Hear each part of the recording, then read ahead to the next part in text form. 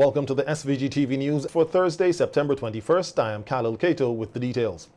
The 2023 staging of the Everything Vinci Expo Plus was launched last evening at the La Vue Boutique Hotel.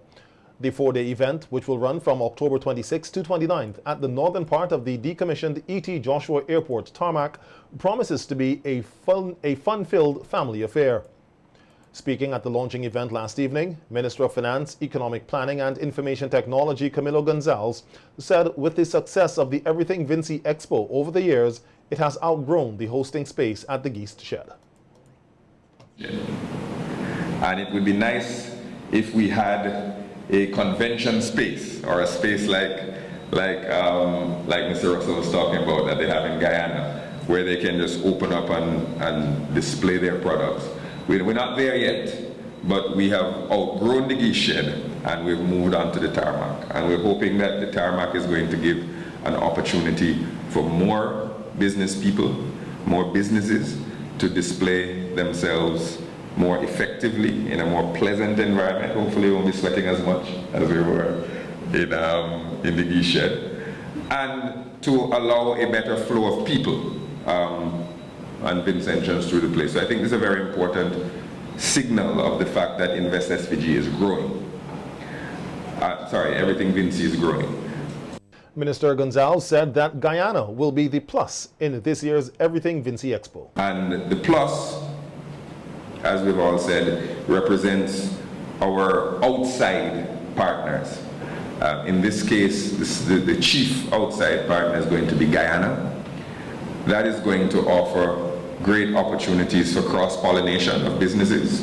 Vincentian businesses can see what Guyanese businesses are doing, hopefully be inspired by them. Hopefully Guyanese businesses will also be similarly inspired by the collaborative process, and hopefully we can get some of those Guyanese businesses operating here in St. Vincent and the Grenadines. Guyana has been, and I want to say this in the presence of His Excellency, has been an unbelievable partner to St. Vincent and the Grenadines in some of our darkest moments.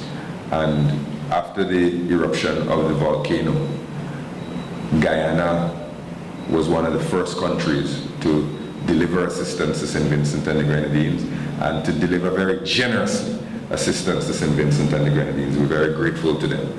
And then in the aftermath, in the recovery period, it is Guyana and Guyanese companies who are building houses for Vincentians in North Windward and North Leeward. Guyana's honorary consul to SVG, Nigel Russell, said that bringing the business owners from Guyana to the Everything Vinci Expo was a planned initiative since 2019. So far we've got 30 people coming with more than 100 different products, none of which are produced in St. Vincent, none of which.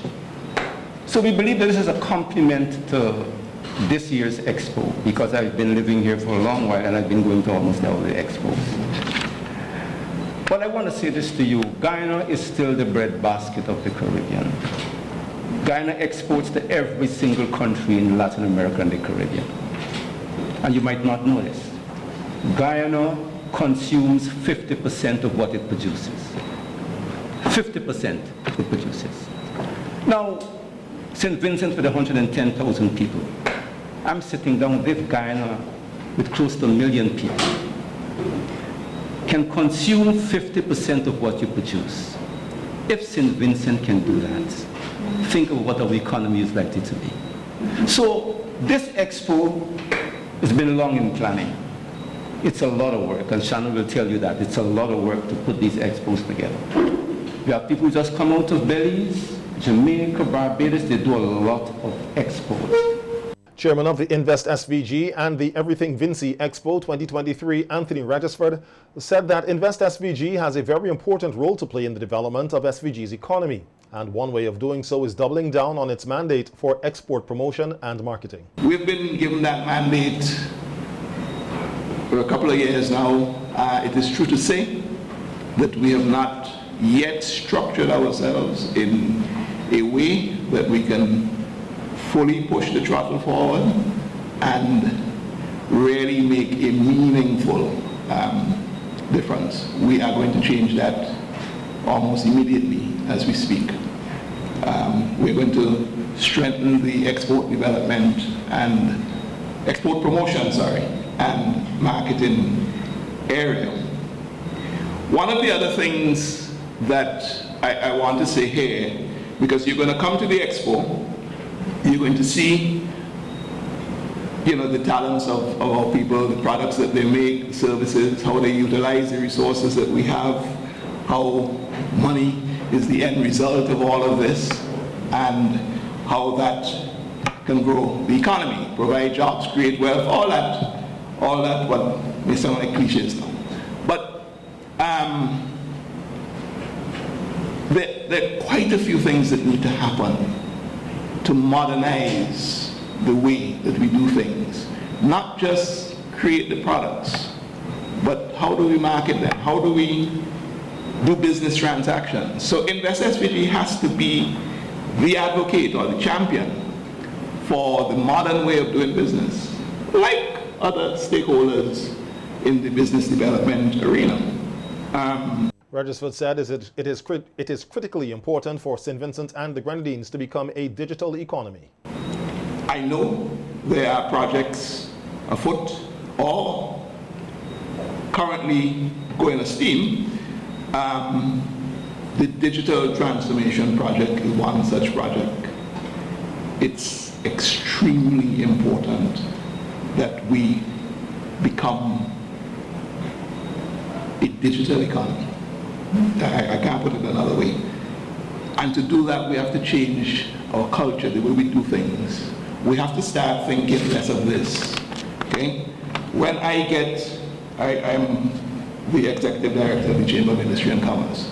So Minister, when I get a bit of correspondence from Kathy in the Ministry of Trade via email, I don't expect to see a driver come 2 days after and bring an envelope with paper, because that must be costing you. That must be a tremendous cost. I think that savings, you can use that money to do other things, But it's a shift.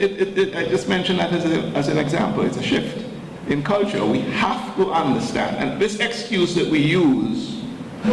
The Everything Vinci Expo Plus 2023 is expected to showcase SVG's innovation, investment potential, and cultural richness. Acting Prime Minister and Minister of Transport and Works Montgomery Daniel said the education revolution established by the government over the last 22 years has resulted in tremendous demands on the government's purse, with more children going to secondary and tertiary institutions.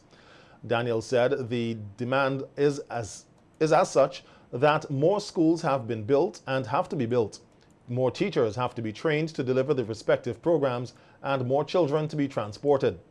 On the school buses, Minister Daniel noted that the government, through the Ministry of Transport and Works, has at this time 17 operational buses, with an additional 4 or 5 in garage, and 21 contracted buses to assist in transporting school children across SVG. From time to time, there will be some complaints where buses may be falling short of not being on time, or that there are breakdowns and so on. And you have that complaint from time to time. There was a particular question about the one in Fancy. Someone was saying that they haven't seen it for a while, and recently that question was posed. Okay, that is one of the buses that is under repairs. Mm-hmm. But of course, there would have been another bus to replace that one. That would have been in place to take care of that missing link. Mm. And so the new bus that we just got this week, that the ministry has identified, that this new one will replace the one that you have not seen for some time, and then that the one that is presently in operation, taking that route, that will be placed outside of that area. Okay. Minister Daniel said he understands some of the difficulties which exist. However, the government is trying its best to meet the demands, but acknowledged that sometimes there are difficulties. And that the government, understanding all of these difficulties, would have tried to put in things in place to assist as much as possible, to ensure that all our children have the opportunity to attend schools where they possibly can. And so school buses would have been established, and scholarships and bursaries would have been increased over the years. I think this year the Ministry of Education has already established some 1,300 scholarships for this year. And of course, the government's objective is to ensure that by the year 2030, that there is at least one graduate per household here in St. Vincent and the Grenadines. And so the education revolution really has brought, a number of challenges, a number of demands, but the government has responded positively overall, and a number of benefits we have seen being derived as we go through the passage of time. President of the St. Vincent and the Grenadines Teachers Union, Oswald Robinson, says there are some serious health risks and hazards which the students and teachers of the Stubbs Government School are exposed to, which he had highlighted at the start of the new academic year on September 4th, and the issues still remain during his second visit to the school. Robinson told SVG-TV News in a telephone interview that he has since paid a second visit to the school and urgent action must be taken to correct the problems there, noting that the environment is not safe for the students and teachers. For example, the first picture there you see moss on the roof. Several parts of the roof of the school is moss. It clearly shows that this school was not power washed, it was not properly clean. The second picture there you saw termites in the cupboard. Okay. Number 3 picture, you saw exposed electrical wires outside of the school that is on the entering the school compound. And then there is a hanging water spout. That is a shower, right? When rain is coming, that shower is there. Then there is need for paint next to the school's label, and that is also the condition around the school. The school needs painting. The security guard's boot is in a dilapidated position. It is not habitable for anybody to use. Not even a vagrant would want to occupy that facility. Then you have broken wastewater outlets, open holes at the sides of the school. So if the children have to go to the side of the school to play, you see there are holes there, which is a safety issue. Then you have leaking toilets. You see the water running on the floor from the toilets. And we spoke about that situation 2 years ago, and it is still there. You have the windows falling off. You could see the windows on the ground, and several photos there to show that the windows are breaking off and nobody fixing them. You have an irreparable cupboard there, and then you have the doorless room for the water faucet. Here is where the children have to go and use, so that there is nowhere you could keep that building secured. It is open there, The Teachers Union president is again pleading with the authorities to deal with the issues at the Stubbs Government School before it's too late. So what are the authorities doing to solve this problem? Number 1, we need a proper systematic maintenance and repair program. You can't wait until the last minute, helter-skelter, to start to get these things fixed. You must have a program and way in advance, do your assessment, know what is needed, and start to do the work. You have too many schools where now the school term has begun. People now going to try to get things done. That is really unacceptable. And we need to do better than this. Every year is the same old khaki pants. Whoever is visiting the ministry, you need to go in the day. You can't do a proper inspection in the night. Somebody is acting like Nicodemus, visiting the Stubbs Primary School in the night. That doesn't even have a searchlight, a flashlight to see the faults. So we are calling on the authorities to really take a look. We have a problem. Meanwhile, Minister of Education Curtis King said despite a few hiccups, overall the reopening of schools across St. Vincent and the Grenadines for the start of the new academic year on September 4th was a success. Minister King was a guest on VC3's Roundtable Talk program last evening discussing the issues in the education sector. And many felt that we were not going to be ready for the opening of school on the scheduled opening day. And there were a number of comments and by significant others, if I could put it that way. And we defied the odds. Safe zone, numbering about 55, were all used as emergency shelters, and as such, the schools came in for a battering because, they were not designed for that sort of activity, despite the significant repairs that would have been done over the years to ensure that at least they're in a position that they could perform such a task.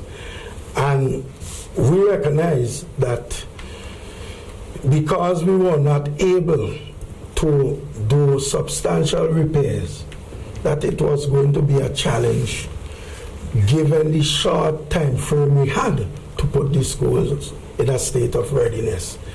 And so naturally people were apprehensive, but we had given the assurance that we would have been ready. And true to form, we were in fact ready.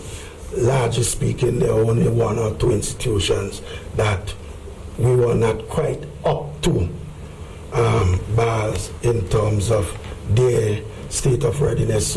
Minister King said CPEA and CXC this year also showed the importance of face-to-face teaching and learning, which were affected by the COVID-19 pandemic and the eruption of the La Soufrière volcano. I would say basically that we had a good year, and I should add that in all of that, we were able to prepare the students on time for the CXC suite of examinations, and these examinations are very important because they basically are the exams used to ensure that the students move from one institution to the other in terms of primary to secondary, secondary to post-secondary. And also we cannot forget the internal examinations at the various school levels. So I would say that would have been, in my way, the greatest achievement. We had school with very little interruption, very little incidents of any serious level, and we were able to have our students meet their respective objective goals, if you like, in terms of getting prepared for the exams, and generally did fairly well. The common entrance examination was well done. We had a percentage pass rate in the 80s. The community college, again, that was also very well done that year. And this year, coming to the end of the year, we actually had an improvement in the CXC performance. No one should possess, cultivate, supply, or use medicinal cannabis unless you hold the appropriate license. This is according to Sergeant Dwight Lewis, who is attached to the narcotics unit of the RSVG police force. He was at the time speaking on the medicinal cannabis industry on WeFM's COP Chat program today. It doesn't matter if it's one plant or 10 or 50 or 100, right? But with the Amnesty Act of 2019, traditional farmers, they were given a grace period, to say, in which they can become aligned with the Medicinal Cannabis Industry Act. Right? For them, what they should have done was apply for the license, and during that process, once their farm was aligned with the requirements of the Medicinal Cannabis Industry Act, then they would have been granted proper license. Okay, so curious question in between there. Is the amnesty still in effect? Well, the Amnesty Act was just for a period of about 1 year. Mm-hmm. It was passed in 2019, so now it's 2023. So the amnesty period should have been dissipated. The Amnesty Act also was just for a period. So the legislation had a lifespan of 1 year. Okay. Right? So within that time period, persons should have do the necessary in terms of getting a farm aligned with the regulations. In line with the Drug Prevention of Misuse Act and the cultivation aspect of it, you also have the scientific testing order that would have been used as a guide also. So where in the Drug Prevention and Misuse Act, persons shouldn't be really planting cannabis. The scientific research part of it, you can plant it for scientific testing research only, but you had to have a license in order to do so. On the distinction of medicinal and recreational cannabis, Corporal Edson Smith said medicinal cannabis is used to treat medical conditions, while recreational cannabis is used for pleasure or enjoyment. Because I noticed from interacting with people on it today regarding the legislation, we need to really understand that we're not just talking about planting cannabis. This is medicinal cannabis. Correct, this is cannabis for medicinal purposes. So that should already, when you hear medicinal before that word, the prefix, if I dare say, that alone should tell you that there are some standards that will be required. So it's not just a laissez-faire thing, because this is for medicinal purposes. So the sergeant would have alluded to the fact that if you're going to participate in research, so planting medicinal cannabis for research purposes, you're required to get a license.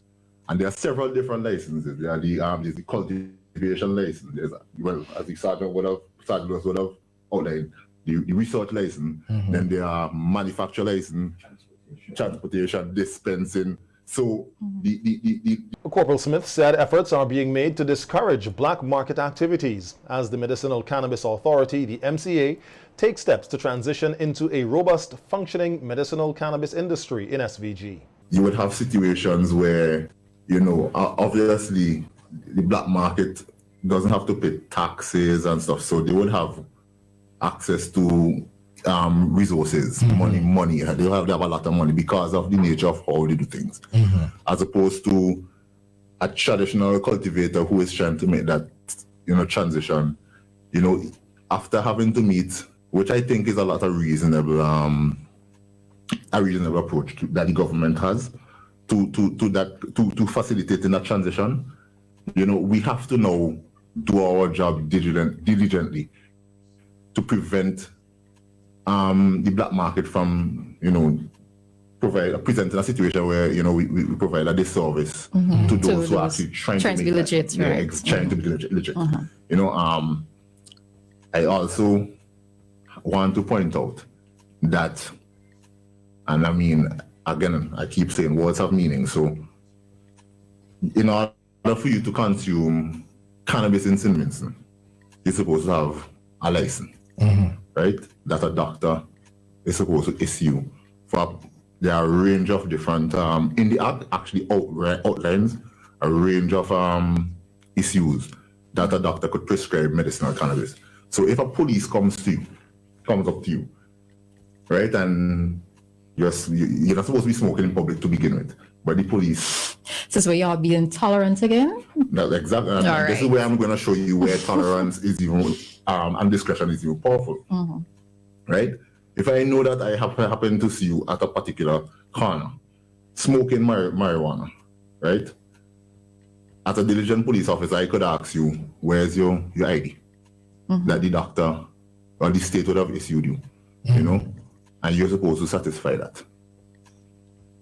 Otherwise, you're not supposed to be consuming cannabis, right? Because we have to make that distinction. The legislation allows you to smoke medicinal as opposed to recreationally. Males here in SVG who are suffering with prostate cancer are being encouraged not to do so in silence. The appeal comes from Andrew Richards, who was a guest on NBC Radio's face-to-face program this week, discussing his experience as a prostate cancer patient. Richards, who is originally from Jamaica and now resides in New Jersey in the USA, said it is important for males to take their health seriously and for those who have prostate cancer to engage in conversations in informal settings to share their experience with others so that they can get tested for early diagnosis.